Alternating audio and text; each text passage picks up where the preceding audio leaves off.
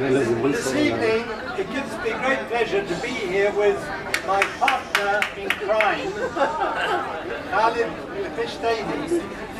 He mentioned earlier that we travelled to Baghdad together, and it was for me a great source of pleasure because he told me so many stories that I was kept amused all the time. And I called him my partner in crime because, as he mentioned, in the Rashid Hotel, at times we felt as if we were in prison because we couldn't go out without an escort. I did read his book and I was shocked, and I hope you will all be shocked too. But now I'd like to formally declare his beautiful exhibition open.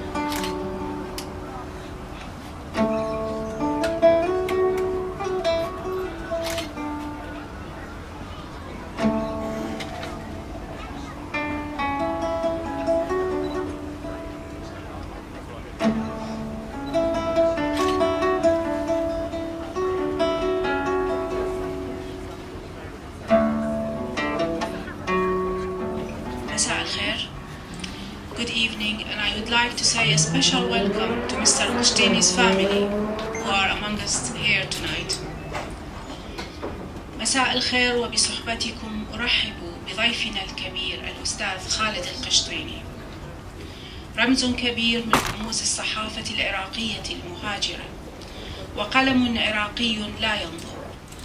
أستطيع أن أقول وقد زاملته زمنا طويلا في مبنى جريدة الشرق الأوسط في لندن أنه صاحب فضل علينا جميعا لدوره الكبير والحثيث في تعريف القارئ العربي من خلال عموده اليومي في جريدة الشرق الأوسط بمجريات الحياة العراقية السياسية والاجتماعية والثقافية في ذلك الزمن الجميل، وقبل أن يغلف العنف وجه العراق المشرق. فكان القارئ العربي يكتشف الوجه الآخر للعراق والعمق الحضاري له من خلال كتاباته وحكاياته الشيقة، فهو بحق ذاكرة العراق الحية، ولا أجد كاتبا آخر في الصحافة العراقية يجاريه في هذا المجد.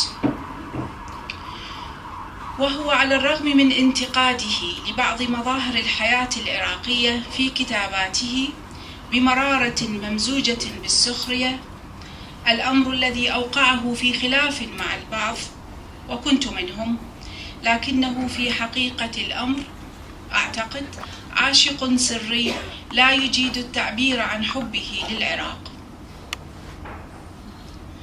هو أيضا على الرغم من عيشه الطويل في الغرب بقي مراقبا وراصدا وناقدا لسلبيات الحياة الغربية.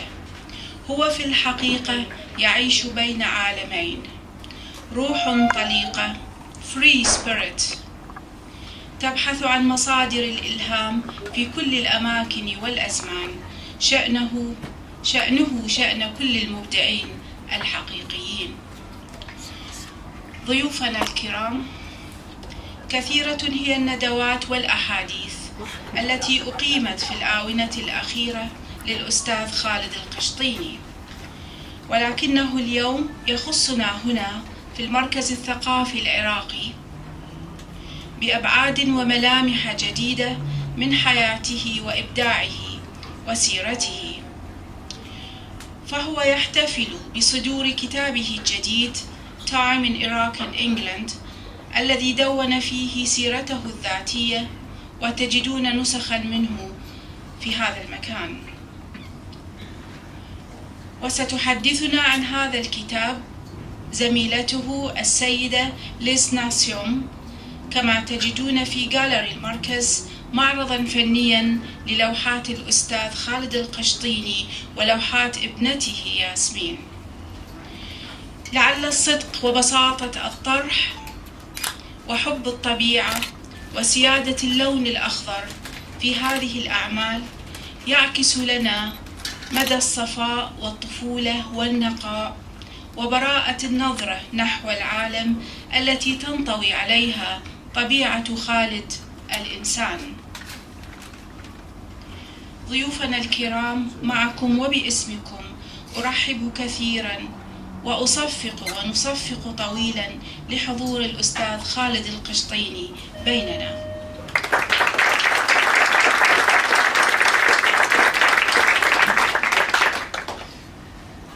Thank you, Wahida, for all these very kind words and flattering phrases all about my life and my contributions.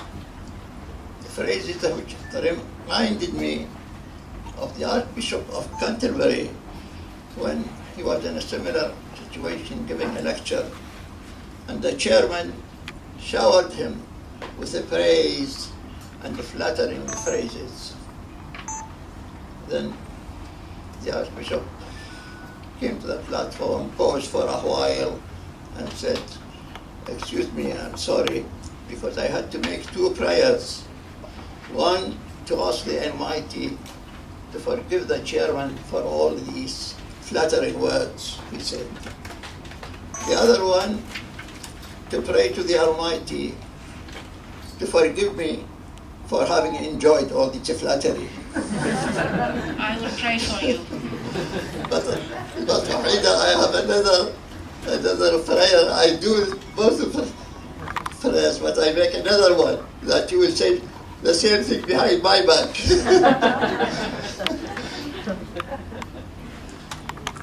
Now, I salute especially two people who managed really with great difficulties to come to us, David Nussbaum and Sasson Timman. Really very kind of you, Sasson, especially to make this effort and to come here. Now, to begin with the beginning, and it's nothing as fit for any beginning than the mistress of all arts, music. So let us listen to some music from Adam on his guitar. Where are you, Adam? Your son, of course. Adam is Mr. Khalid's son. I think you will need your chair.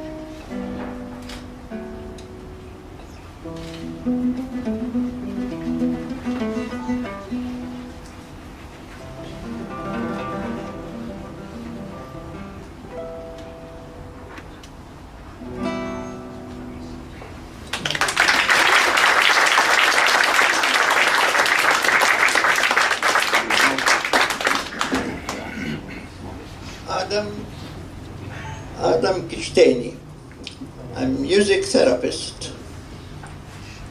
When he graduated, he went to the employment office asking for advice on what career to follow. He said to them, I did physics at university, but I am also a musician. I like to do something with the music. He said, no, it isn't that easy, because I also want to help other people with my music, to serve the community. And the man said to him, well, in that case, do music therapy. So back to the university he went and did an MA in music therapy. And here he is. You may wonder, why did I bring him here?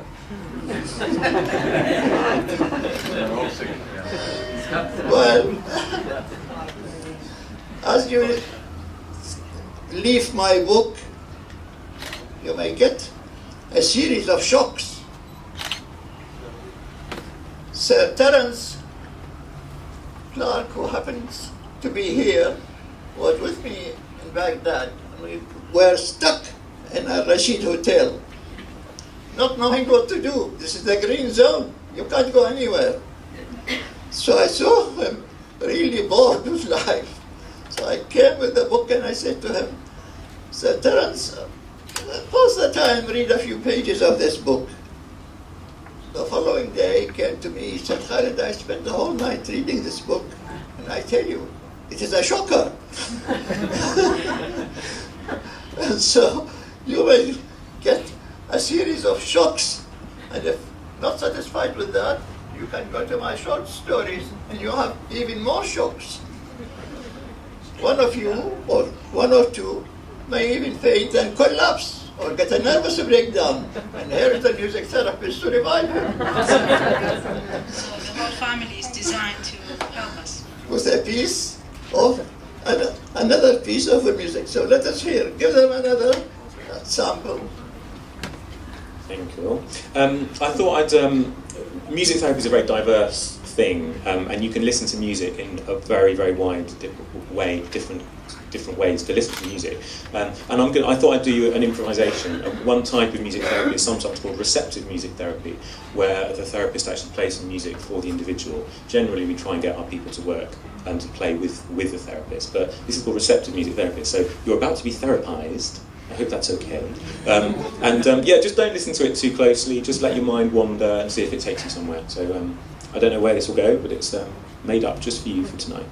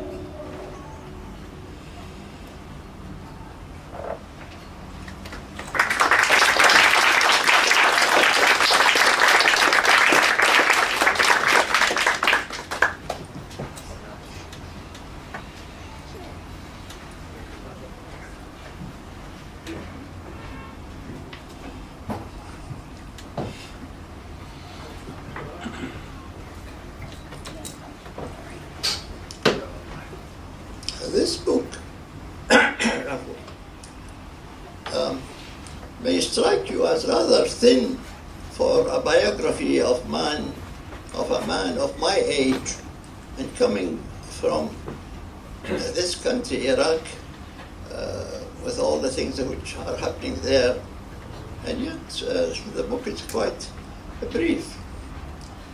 You may also notice that the material is really topsy-turvy, all sorts of things, and changing the theme from time to time. And the reason is that many years ago, when I started going out with Margaret, who happens to be here by chance, and then we started living together, she noticed every few days I come and say, "Oh, I am sorry, Margaret, I'm not coming this evening. I'm having dinner with Uncle Mustafa." A few days later, I come at 1:00 "Sorry, darling, I am late for dinner." 1:00 midnight. Because I was having a drink with my nephew, Yasser. A few days later, "Sorry, darling, I'm not spending the weekend here. I'll be spending the weekend in Nottingham with my cousin Mahmoud." So she began to wonder, what are all these people, cousins and nephews? Still, she took a risk and she married me. Being a woman who came from a tiny town in Cornwall, famous for smugglers. So she's used to adventures. And she took this adventure. And we went to Iraq. And as soon as we arrived, I said to her, "Oh, this evening we must go and pay respect to my Uncle Muhammad." We came out of that house. "We have to go now. Uncle Mahmoud is preparing a masgoof fish meal for us by the river." So we went there. We started eating the masgoof, and suddenly there were all these cousins and nephews and nieces around us. This cousin Isa, and this is cousin Amr, and this is niece Ghada. And she began to smile, and she said, "Oh, so it is really all true that you do have these cousins." She said, "In London, I thought you were telling me fibs about going to spend a weekend with cousin Mahmoud." Here they are. And then it occurred to her and said to me, "Look, I don't know anything about you or your family, and the children will not know anything about you. How is this man coming from the land of the 1001 nights, coming here to London and marrying Mom? How did you come here?" And she said, "Why don't you write a few pages for them to tell them of your background, of your family, of these Kishtainis? What is this name Kishtainy? The Arabs haven't heard of it. We don't know anything about it. What is this Kishtainy? Write something explaining these things to us." And although I am coming from a Muslim world where a man is supposed to ignore what the woman says,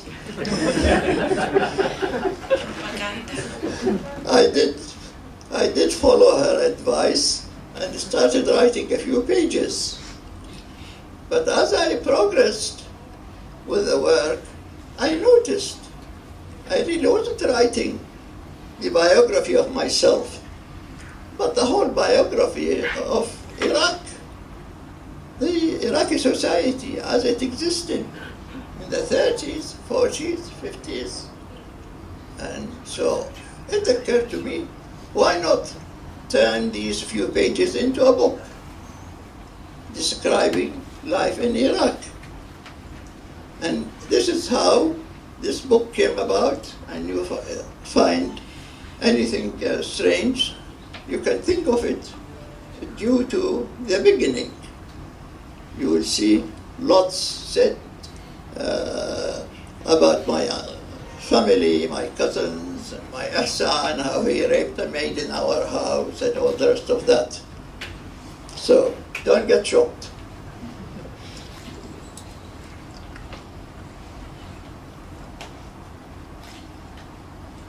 In another lecture in Dar es Salaam a few months ago, the chairman was introducing me and said, Khalid, you have all these talents and all these interests. You are a lawyer and a painter and a journalist and a novelist and a politician, and yet you didn't rise to the position of a stardom in the Arab world. Why is that? And before I answered him, like a proper Arab, he volunteered the answer. Said to me, I tell you, Khalid, you are divided into so many fields, and you became a jack of all trades and master of none.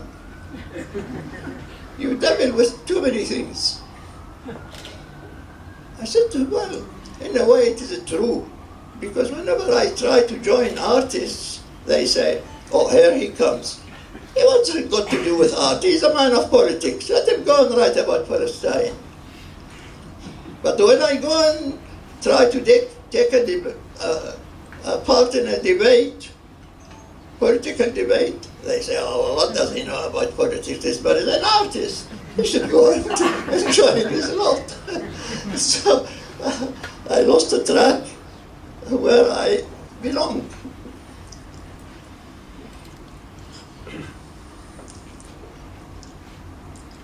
But I tell you what, when Arabs speak about themselves, you will never be able to stop them. So I wrote a script and I must stick to it, otherwise I'll go the whole night talking about myself. I see you skipping things.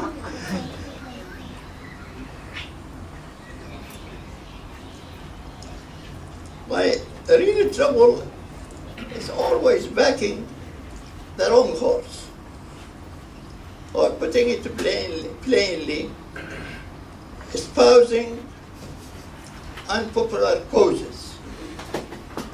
I'll come to that soon. For another friend asked me, he said, Khalid, you see a very small thing, unimportant, and you come out with a long article about it, maybe even a book. How do you do that? You see an ant walking on a table, and suddenly you write an article about ants walking on tables. And indeed, a few months later, your whole book with the title, Ants Walking on Tables.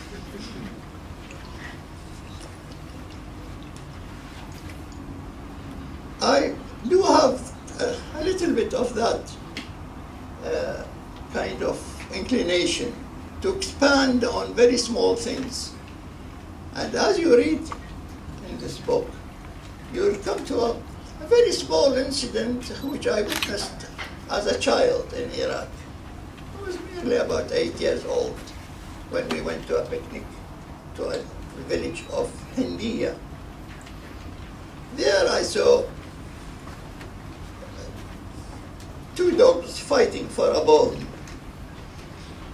And I saw the peasants, the farmers, their children, and their women competing and pushing each other for the morsel of little food which we left on the floor behind.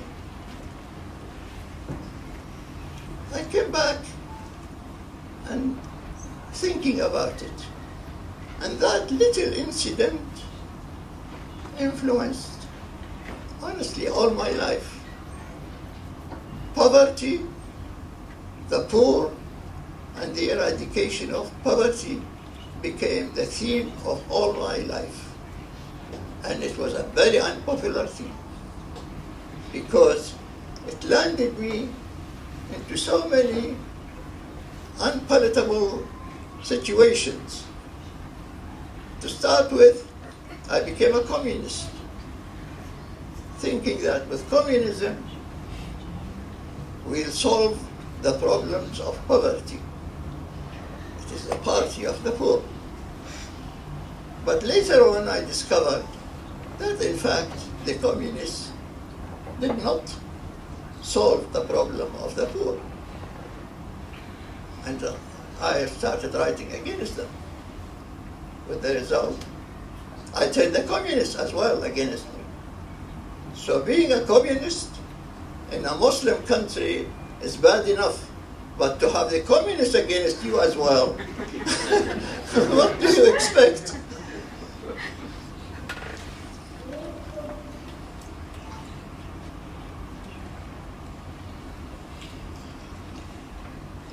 Nowadays, of course, we talk a great deal about corruption in the Middle East. I tried to track that line of corruption, and I came to discover that really the only period when Iraq was free from corruption was the period when Iraq was under the British mandate in the 20s. Furthermore, I discovered that really the people who were more considerate to the poor and trying to help the poor were really the British, not the Iraqi nationalist leaders who took over the government.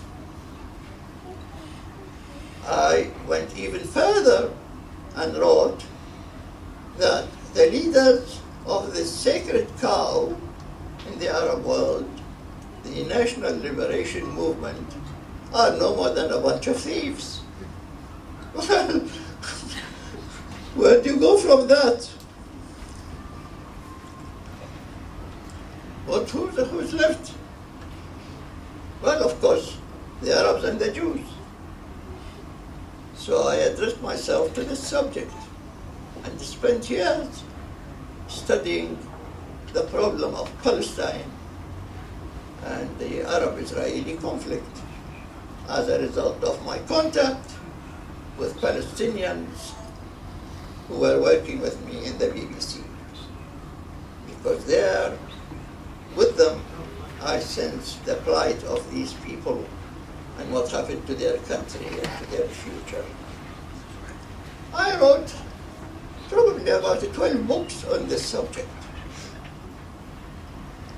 The last one of them is this one, a novel by the rivers of Babylon. I and the publishers were really hopeful and waiting to see a great stampede for this book, at least in Israel, where we have a very big Iraqi community, Israelis of Iraqi origin. But that hope did not materialize. The Arabs didn't like the book because it portrays a Jew as a noble man who risks his life to save a Muslim woman. They didn't like that.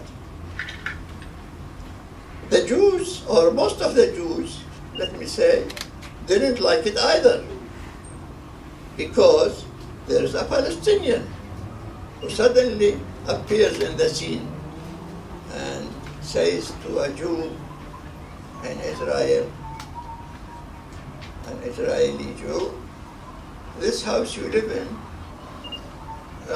was the house in which I was born and spent my childhood. So most of the Jews didn't like that. Didn't like the mention of a Palestinian at all. And the result, the book was boycotted in Israel as well. So the Arabs will have none of it, and the Jews will have none of it. And there it is, it's for you only.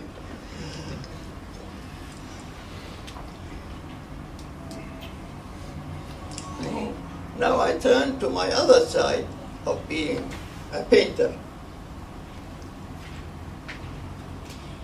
You will see my paintings soon next door when it is when the exhibition will be declared open, you see that I still paint with an impressionist brush and in a realistic fashion.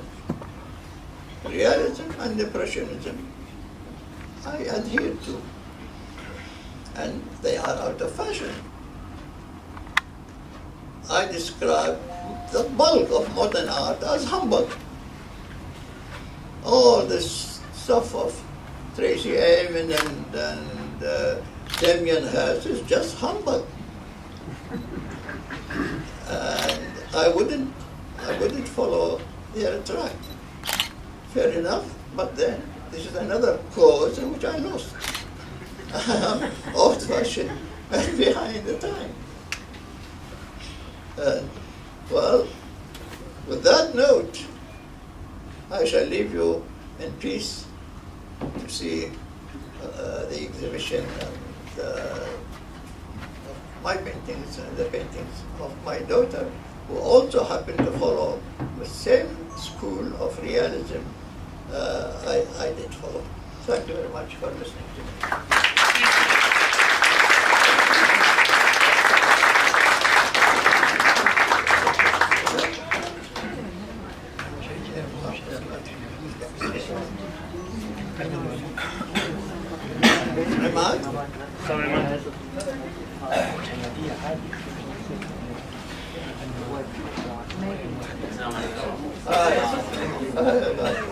Ahmad is one of the young generation of successful and capable Iraqi artists, a painter.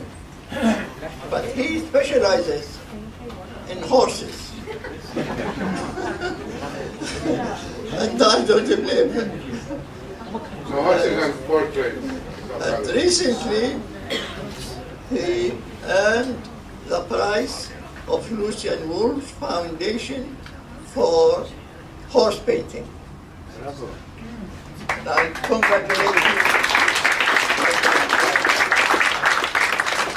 He came to one of my lectures and listened to me. And as he listened, he said, "Oh, this man must be a horse." Because what I was saying, no creature can say it other than a horse. And he decided to paint me as a horse. There he is. Now, show us what you did. Khalid, The Kishtainy horse. may I say a word, please? You mentioned your talk about corruption.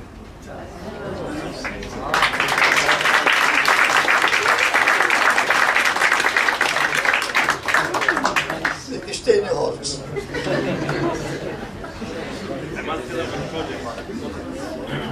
هذا البورتريت بداية لمشروع. طبعا أول شيء قدمت عن الأستاذ خالد القشطيني لأنه رجل غني عن التعريف. يمكن أقل شيء إنه أكرم أنا شخصيا أو المركز إنه يقدم له هذا البورتريت.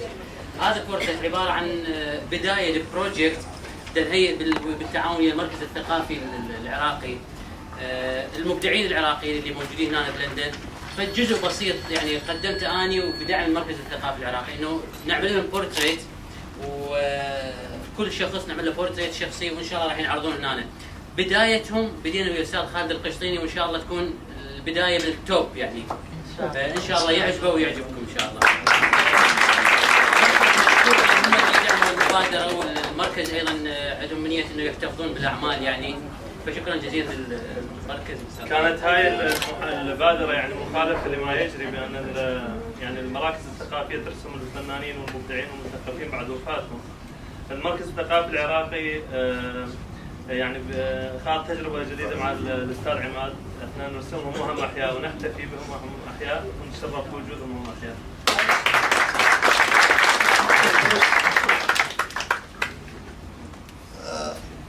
Director of this Iraqi Cultural Center was saying that it's customary for Iraqis and all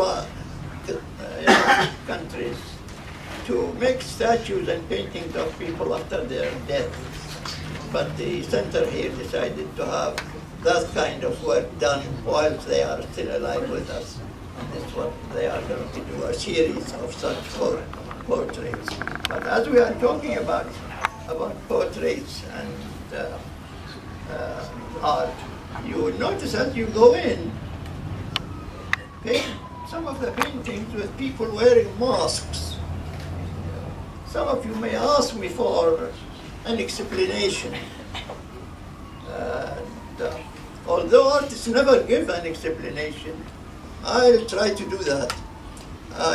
This was a stage in my career when I tried to express the theory of Dr. Al-Wardi, who wrote a book about the duality or duplicity of the Iraqi character.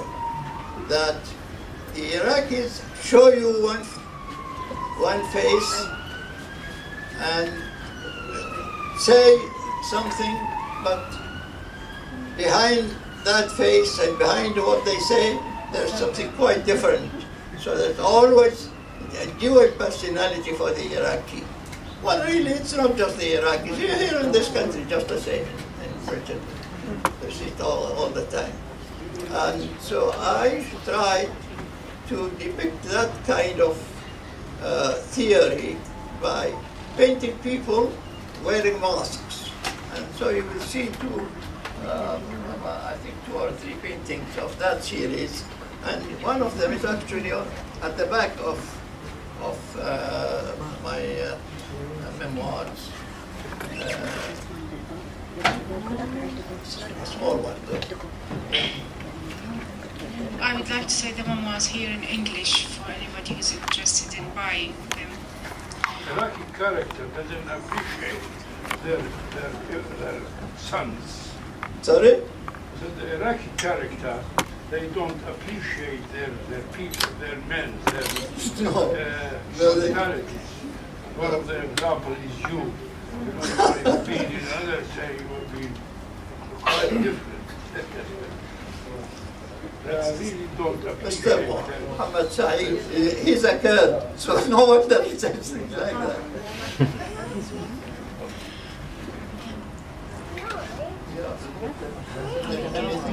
I just would like that. Thank you very much for your talk. We enjoyed your contradictions. وحيدة just one thing. الكتب اللي تود أستاذ خالد يشتريها وزي فرقي على الكتب اللي تود أستاذ خالد. نعم. المركز يدفع قيمتها وزي على الكتب. As a gift. Inshallah. These books are bought by the Iraqi Cultural Center and will be given to the guests.